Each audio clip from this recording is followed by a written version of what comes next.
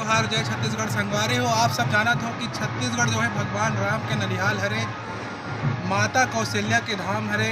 और आप सब जानते हो संगवारी को जब भगवान राम 14 साल के वनवास में रही तो पूरा छत्तीसगढ़ में कम से कम 10 साल बिताई से।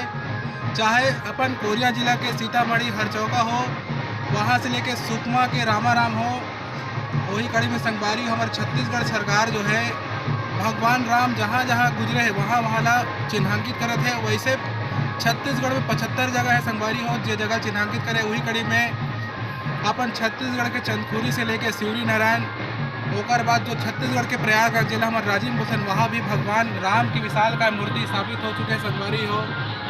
और ये भगवान राम के प्रति जो छत्तीसगढ़ में आस्था है, भगवान राम यहाँ राम भगवान ला जो है भांचा के रूप में मानते।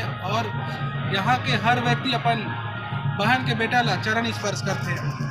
आप देख सकते हो संगवारी हो कि भगवान राम के विशाल